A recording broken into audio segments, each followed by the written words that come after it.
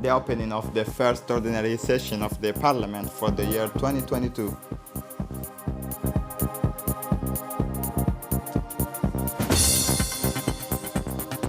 For the international scene, already 6 days of war in Ukraine and no end to the crisis in sight. Welcome to our newsroom. The Prime Minister, His Excellency Abdul Qadir Kamil Mohammed, received today in the honorary room of the primacy a delegation of the International Finance Corporation led by the Vice President, Mr. Sergio Pimonta. The head of the delegation thanked the Prime Minister for his warm welcome. The discussions focused on several areas including housing, renewable energy, tourism. Let us recall that International Finance Corporation's mission is to promote economic development and improve the living conditions of the population by encouraging the development of the private sector in the developing country.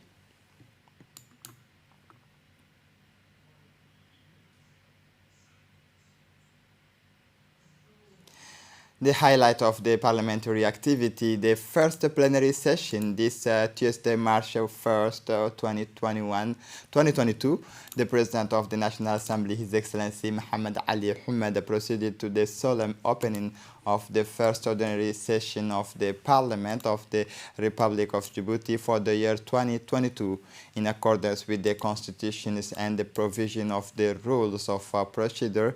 It is in the presence of the Prime Minister, His Excellency Abdul Qadir Kamil Mohammed, members of the government, representative of the institutions of the Republic, the Prefect of Djibouti and regions, representative of the diplomatic corps and consulars accredited to Djibouti, that this ceremony took place after the executions of the national anthem. The opening of the sessions was marked by the speeches of the President of the National Assembly, Mohammed Ali Humed, who wished all the elected representatives of the people an excellent return to Parliament, hoping that the resumptions of work will be fruitful and beneficial for the population.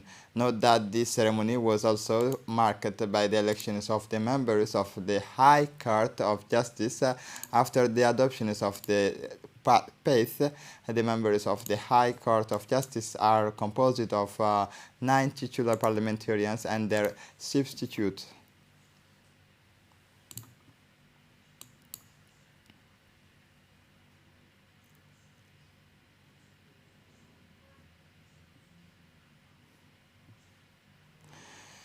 The Speaker of the Parliament, His Excellency Mohammed Ali Humed, has indicated in his speeches, as is customary every March 1st, we meet on the occasions of the opening of the first ordinary session of the year. Allow me first of all to wish all the elected representatives of the people an excellent start to the new parliamentary year, hoping that the resumptions of our work will be fruitful and beneficial for our country and our institution. Dear colleagues, allow me to greet the eminent guests who made this trip to be with us in this hemicycle where the health of our court, our democracy beats. I am delighted by their participation in the opening ceremony of our sessions, and I would like to express to them the cordial welcomes, the deep gratitude of the national representations, parliamentarian institutions live with the rhythms of ordinary sessions. Although they follow one another. The ordinary sessions have their specificities, and the one that begins on March 1st of each year is characterized as the political session. This means that on the menu of activities of the offices of this legislator appears in the foreground the examinations of the general policy that the executive undertakes and intends to undertake, sectoral socio-economic policies committed to priority projects, national development strategy are all detailed in the general policy statement that our Prime Minister presents each year at the formal opening of the sessions of this session. For his part, Prime Minister His Excellency Abdulqadir Kamil Mohammed to deliver his policy speeches, including that the government has fought against the pandemic of COVID-19 and especially the measures put in place, the National Pact of Solidarity that has mitigated the consequences of it. First, it seems that the regional situation is improving and that all countries in the region are on the verges of regaining peace, which augurs a better future for trade, economic development, and therefore for the growth of our economy as well. This peace that all Djiboutians call for with all their wishes must be obtained without external interferences. I recall that it has been and will always be the policy of the government not to interfere in the internal affairs of any state. Second, the worst pandemic now to mankind appears to be on its way to being brought under control. Of course, the government will continue to be very cautious and vigilant, as evidenced by the constant reminders how to manage the health crisis. The objective remains to protect every citizen, thus the physical measures of protection is wearing masks, frequent hand washing and distancing, and especially the free vaccinations and testing will be further strengthened. The guard is in this first fight against the virus will not be lowered, on the contrary, because the new variant is very contagious, but the government does not want in any way to slow down the economic development because it is the most vulnerable who suffer the most from economic crisis. I would like to remind you that the National Solidarity Pact, which was adopted by the government at the beginning of the pandemic, has helped to mitigate the socio-economic consequences of the pandemic for the most vulnerable population and to maintain the potential of the accelerated growth and employment promotion strategy. This management of the COVID-19 crisis has in fact made it possible to maintain the economic and social gains achieved over the past 2 decades. I have referred to the achievement that have put Djibouti among the regional economic powers, the constructions of very modern infrastructure in the trade sector with a very large free zones, and in the transport sector with the 6 ports, the Djibouti-Addis Ababa Railroad and the new Tujura-Balho Road. I would also like to mention the fact that the improvement in many social indicators noted over many years in terms of poverty, schooling, education, and social protection has also been preserved by the government's management of the crisis of COVID-19. Prime Minister Abdulqadir Kamil Mohammed continues his speech, explaining that our country, with the infrastructures of new information technology and communication, intends to become a logistical hub that can later allow to be an industrial hub. The information technology and communications sector, known as ICT, has great potential in Djibouti. This sector relies on a dense infrastructure of submarine cables. There are 11 cables, internet relays, 8 of which are dedicated to fiber optics. The geographical positions of Djibouti on the route between Asia, Europe, and the entrance of East Africa increases the access of this sector. In this sector, in addition, this potential will be enhanced by the creation of a large data center, and as a result, a significant numbers of highly skilled jobs could be created directly in the telecommunication, but in addition, it will also be possible to promote employment in labor-intensive industries, especially with the businesses process outsourcing and call centers. The government will also focus on the mobile and internet penetrations within the country. This will be particularly beneficial for small towns and rural areas. The liberalizations of the telecommunication market, the expansions of fixed and mobile infrastructure, and the strengthening of the financial services in the regions will help achieve inclusive growth in the regional economy. Ladies and gentlemen, Djibouti has based its strong growth on port activity. It was necessary to make the most of its exceptional geographical positions at the entrance of the Red Sea and to open the countries up to the sea. This has been done with the realizations of an efficient port. It will be completed by the preparations of a large port and industrial platforms in Damerjog. But this economic center, this economy concentrated on the port activity is not the end of the government policy. It is only the foundations of the country's economic development. The potential that was the fastest to develop to boost Djibouti so the best way to allow the development of other sectors as quickly as possible, such as the mining sector. For example, this is how the government has already developed in the regions of Lakasal through the exploitations of the salt bromide. Ladies and gentlemen, the government's objective is to capitalize on the opportunities offered by the country's strategic positions in order to build a crossroad for trade between three continents, Africa, Asia, and Europe. The aim is to make Djibouti a logistics hub that could lastly facilitate the creations of an industrial hub. And to close up, the Prime Minister Abdelkader Kamel Mohammed to speak about the deconcentrations of that state services, since each ministerial department of its services in charge of the region, the renewed will of the President of the Republic in June 2020 for a balanced growth in all territories has been the driving forces behind the strengthening of the proximity policy of the administration. Today, each ministerial department has services in charges of the region.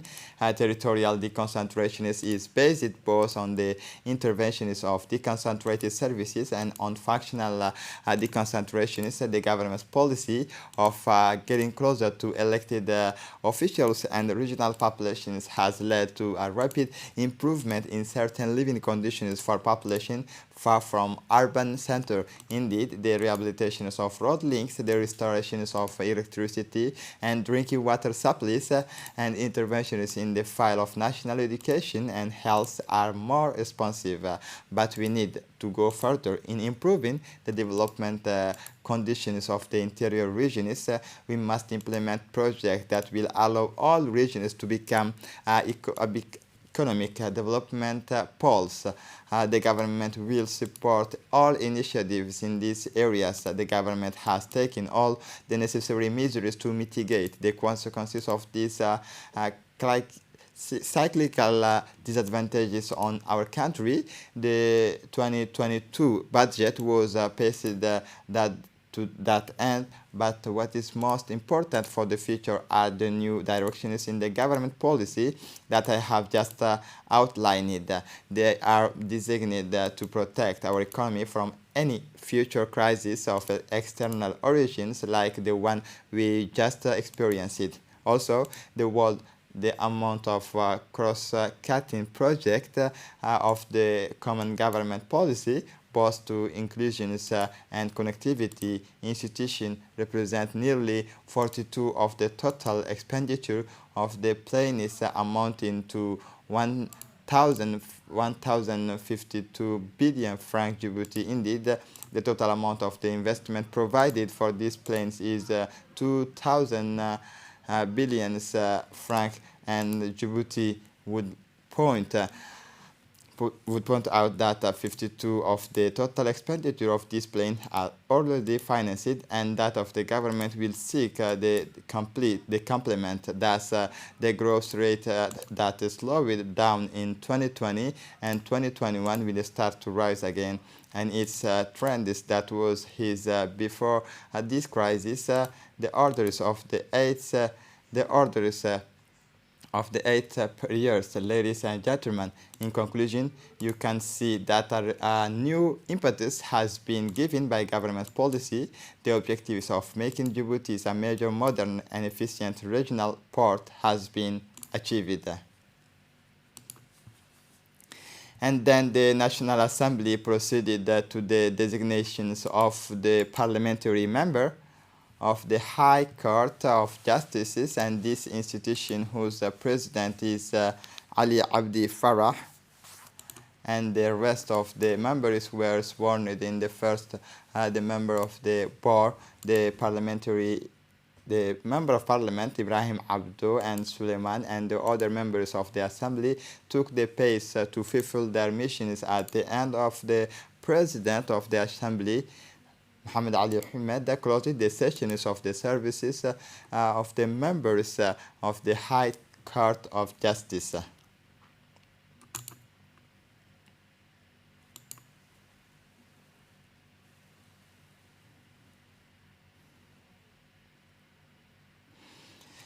At the request of the American ambassador accredited to Djibouti, His Excellency Jonathan Pratt, the Chief of the General Staff of the Armed Forces, General Zakaria Sheikh Ibrahim, received this morning at 9 a.m. at the Directorate General of the International Relations. In his trip, Jonathan Pratt is accompanied by the U.S. Defense Attaché in Djibouti, Colonel Corey Johnston. This first courtesy visit of the U.S. ambassador accredited to Djibouti is part of his assumption of offices with the country's authorities to expand the strategic partnership between the Republic of Djibouti and the U.S. For his part, General Zakaria Sheikh Ibrahim was assisted by the Brigadier General Tahir Ali Mohammed, Chief of the Defense Staff, and Colonel Mustafa Ali Handulle, military advisors to the President on defense matters. The first, General Zakaria Sheikh Ibrahim, welcomed Jonathan Pratt to the Directorate of International Relations. During the exchanges, General Zakaria Sheikh Ibrahim said he was ready at any time to contribute and committed himself to further strengthen and reinforce the cooperative relations between the two armies in order to overcome and solve together the difficulties and security challenges of the region.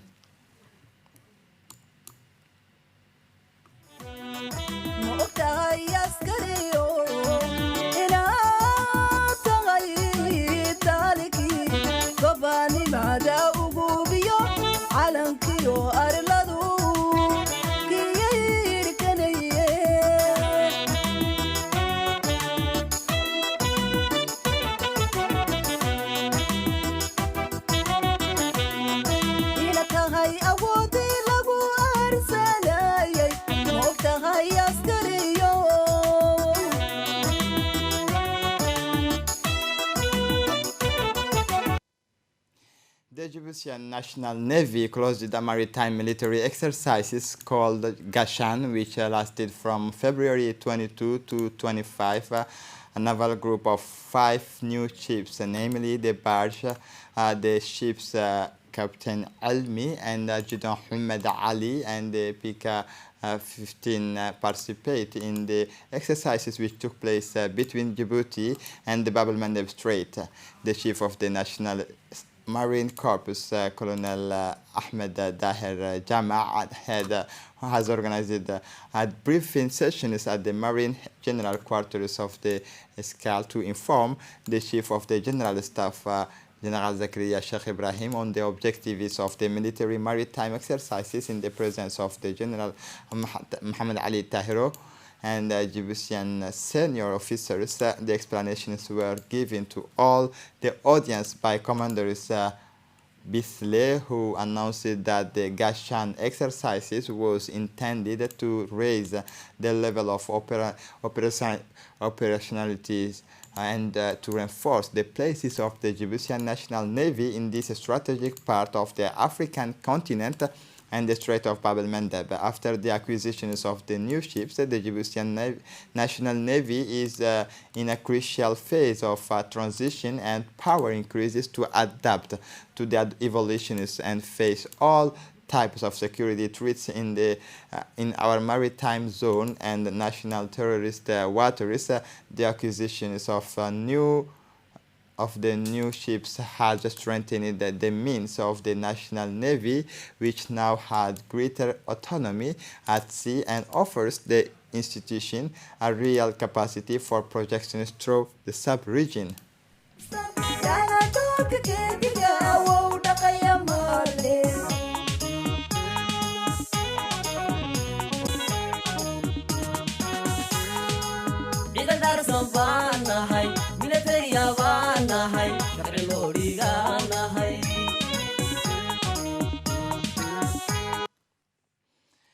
Under the leadership of the Ministry of Health, the management of the Ali Sabih Regional Hospital, Dr. Ahmed Absiye Warsama launched the polio vaccinations campaign at the CM Hash in Asajok town. The launch ceremony was attended by the prefect of Ali Sabih region, Musa Dan Migane. It should be noted that all the teams of the regional hospital of Ali Sabih were mobilized to carry out this vaccination campaign against polio. Vaccination against polio remains the most effective way to protect against acute flaccid paralysis.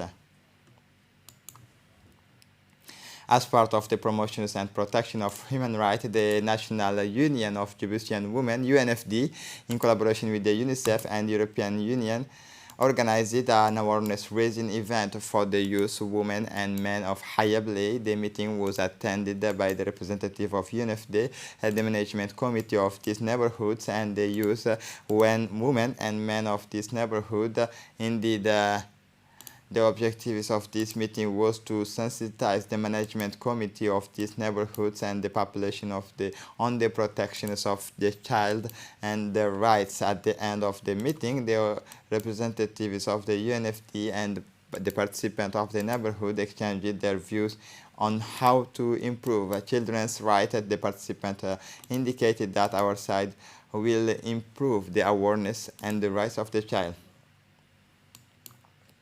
In the mornings of Saturday, a delegation composed of the prefect of the region, the president of the regional council, the sub-prefect of Korangar, the vice president of the regional council,